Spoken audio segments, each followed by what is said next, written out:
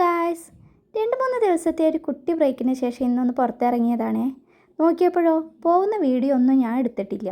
വന്ന വീഡിയോ ഉണ്ടേനും. എങ്കിൽ പിന്നെ ആ വീഡിയോ ഒന്ന് റിവേഴ്സ് ചെയ്ത് നോക്കിയാലോ എന്ന് വിചാരിച്ചു. ട്രൈ ചെയ്ത് നോക്കിയപ്പോഴോ സംഭവം കൊള്ളാം, എനിക്ക് രസമായിട്ട് തോന്നി. അപ്പം എന്നാൽ ഇതിവിടെ കിടക്കട്ടെ.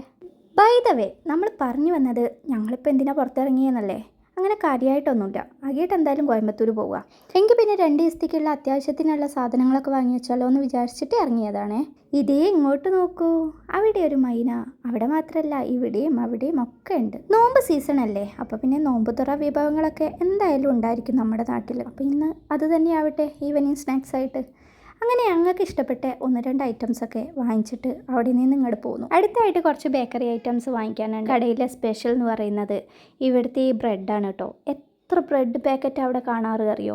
പക്ഷേ രാത്രിയായി കഴിഞ്ഞാൽ ഒരൊറ്റൊന്നും കാണാനും ഉണ്ടാവില്ല, അത്രയും കാലിയാവും. അങ്ങനെ കുറച്ച് ബേക്കറി ഐറ്റംസും പിന്നെ എനിക്ക് വേണ്ടിയിട്ട് ഈ നന്ദിനിയുടെ പാലും വാങ്ങിച്ച് ഞങ്ങൾ അവിടെ നിന്ന് പോന്നു. അടുത്തായിട്ട് നമ്മൾ പോകുന്നത് കടലിലേക്കാണ്. കുറച്ച് മീൻ വാങ്ങിക്കാനുണ്ട്.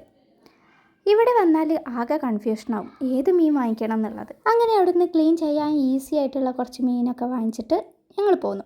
അടുത്ത് വാങ്ങിക്കാനുള്ളത് കുറച്ച് ഫ്രൂട്ട്സാണ്. ഇപ്പോൾ റീൽസിൽ നോമ്പ് സ്പെഷ്യലായിട്ട് ഞാൻ എപ്പോഴും കാണുന്ന ഒരു ഐറ്റമാണ് ഈ മഞ്ഞ തണ്ണിമത്തൻ. പക്ഷേ ഇതല്ല തോന്നുന്നു കേട്ടോ മഞ്ഞ തണ്ണിമത്തൻ. അപ്പോൾ അത് വാങ്ങിക്കാൻ വേണ്ടിയിട്ടാണ് ഈ ഫ്രൂട്ട്സ് കടയിൽ വന്നത്. എല്ലാവരും പറയുന്നുണ്ട് അത് നല്ല ടേസ്റ്റാണ്, നല്ല മധുരമാണ് എന്നൊക്കെ. അപ്പോൾ എന്തായാലും ഒന്ന് ട്രൈ ചെയ്ത് നോക്കണമല്ലോ. ഇവിടുന്ന് കുറച്ച് മാംഗോസും പിന്നെ മഞ്ഞ തണ്ണിമത്തനും കൂടെ വാങ്ങിച്ചിട്ട് അവിടെ നിന്ന് ഞങ്ങൾ പോന്നു.